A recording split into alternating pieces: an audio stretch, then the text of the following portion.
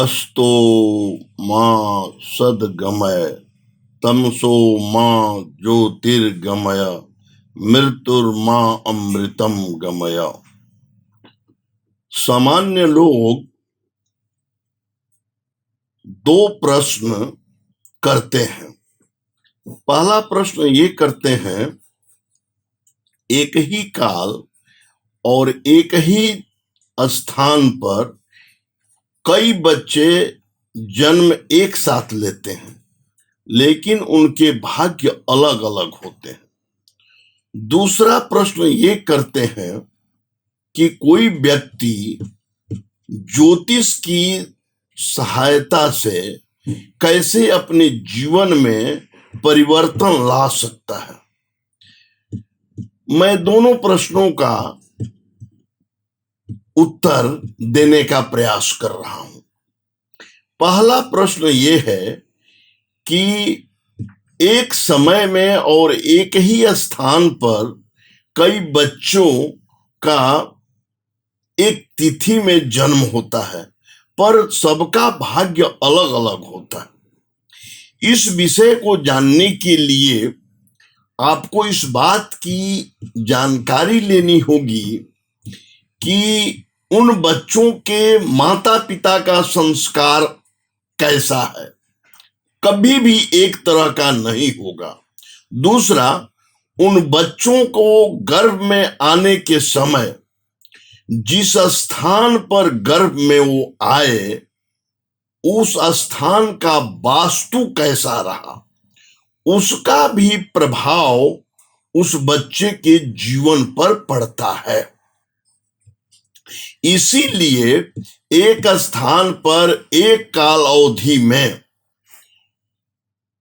कई बच्चों का जन्म तो होता है, पर उसका भाग्य अलग अलग हो जाता है, क्योंकि बाढ़े पूत पिता के धर्म में, माता पिता के धर्म से यानी संस्कार से पुत्र का भाग्योदय होता है। कश्यप और अदिति ने कई हजारों वर्ष तक तपस्या किया, तो दशरथ के रूप में, दशरथ और कौशल्या के रूप में जन्म ले लिया और उनके यहां राम का जन्म हुआ। ये आप सभी जानते हैं। तो माता पिता का जिस तरह का संस्कार होगा, पहला बात तो चाहे किसी भी स्थान पर उसका जन्म हो, लेकिन जन्म होने पर भी उसका भाग्य अपने माता पिता के संस्कार के अनुसार होगा। कृष्ण का जन्म जेल में हुआ, लेकिन कृष्ण परमात्मा का स्वरूप लिए। दूसरी बात, जिस समय वो बच्चा गर्भ में आया, उस समय वहां का वास्तु जो है वो कैसा रहा। इस बात को जब हम विचार करेंगे, तीनों चीज का जब हम निरीक्षण करेंगे, तभी हम ये बात को बता सकते हैं कि किसी व्यक्ति का भाग्य कैसा होगा। इस बात को हमें समझ लेना चाहिए। अब दूसरा प्रश्न ये उठता है कि कोई व्यक्ति ज्योतिष की सहयोग से या किसी सही ज्योतिषी के सहयोग से कैसे अपने भाग्य में परिवर्तन लाता है। अब पहले तो मैं आपको सामान्य बात समझा रहा हूं। आप पहले देखिए, को बच्चा जन्म लेता है, कई बच्चे रोगी जन्म लेते हैं, कई बच्चे जन्म लेने के बाद रोगी हो जाते हैं। तो क्या सही चिकित्सक की सहयोग से उस बच्चे को तंदुरुस्त नहीं किया जाता है? किया जाता है। आप रोज देखते हैं। उसी तरह से अगर कोई व्यक्ति दुर्भाग्य लेकर भी पैदा होता है और उसको सही ढंग से कोई ज्योतिषी के द्वारा गाइड किया जाता है, तो वो दुर्भाग्य को नष्ट कर सकता है। क्योंकि दुर्भाग्य जो है वो उसके पिछले कर्मों का प्रभाव है और कर्म को कर्म से काटा जाता है। ये बात आप निश्चित तौर पर जान लें।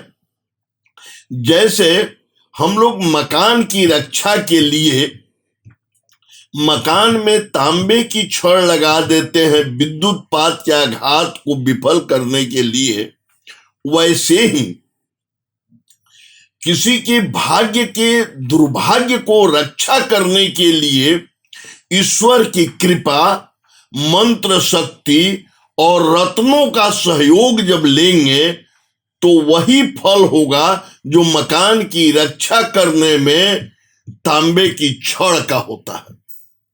क्योंकि जो प्रतिकूल ग्रह है, जिसको हम ग्रह कहते हैं, उन ग्रहों को शांत करने के लिए या उनके प्रतिकूल प्रभावों को नष्ट करने के लिए मनीषियों ने बहुत खोज करके रत्नों का, मंत्रों का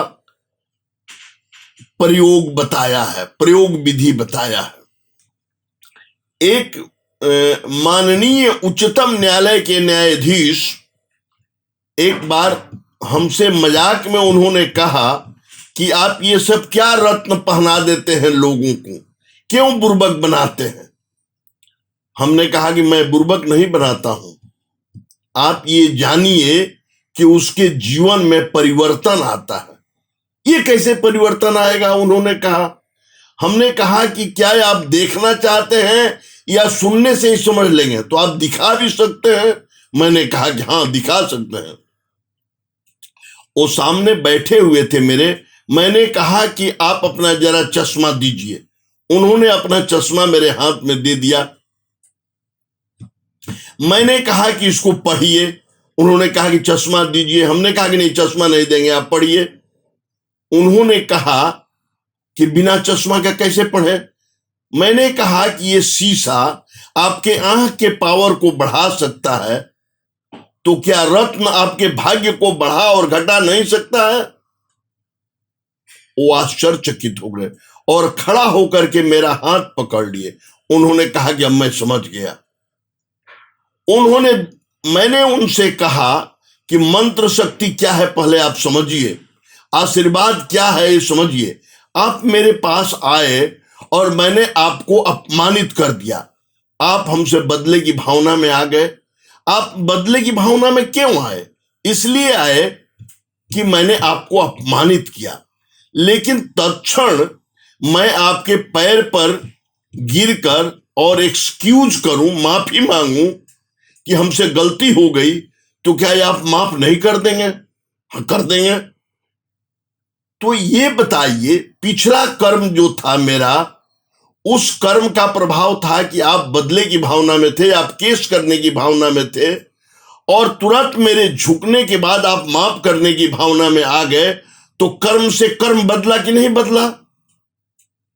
बोले कि हाँ, बदला। हम बोले कि वही बात है। कोई प्रतिकूल ग्रह मेरे विपरीत चल रहा है, उसको हम मंत्रों के द्वारा जप करके उससे हम कॉम्प्रोमाइज करते हैं, एक्सक्यूज करते हैं, तो क्या मेरे भाग्य में परिवर्तन अपना प्रभाव कम नहीं कर देगा? कर देगा। उन्होंने कहा। हमने कहा कि अब समझे। बोले कि अब मुझे कुछ नहीं पूछना है, आपने हमको सही माने में दिखा दिया और हमको अब क्षमा कर दीजिए, हम ऐसी कभी भी गलती नहीं करेंगे। व्यक्ति पिछले कर्मों के प्रभाव को निश्चित तौर पर सही वास्तु का जानकारी लेकर, सही रत्नों को धारण करके, सही रूप में मंत्रों का जप करके और श्रेष्ठ पुरुषों के आशीर्वाद से अपने पूरे जीवन में परिवर्तन आ सकता है। पर इस बात का ज्ञान होना चाहिए कि उसको सही व्यक्ति के द्वारा जानकारी दी जा रही है या उसका गाइडलाइन जो है वो जानकार और सही व्यक्ति के द्वारा हो रहा है। आजकल अधकचरे लोगों के द्वारा जानकारी लेकर और कई तरह की भ्रांतियां पाल लेते हैं। जैसे कई लोग ये भी प्रश्न करते हैं कि मेरे यहां भूत दोष है, मेरे यहां प्रेत दोष है, मेरे यहां कई तरह का दोष है। अब इसके लिए कई तरह के लोग भटकाते रहते हैं, उसमें भटकने की जरूरत नहीं है। उसका सही ढंग से अपने घर को वास्तु ठीक करिए, और अगर आपके घर में किसी तरह की प्रेत आत्मा है और आपके घर का है, तो आप उसे पितृ शांति करके ठीक कर लीजिए। अगर बाहरी है तो उसको कहीं सही जानकार व्यक्ति से जानकारी लेकर उसको मंत्र के द्वारा हवन विधि से समाप्त कर दीजिए।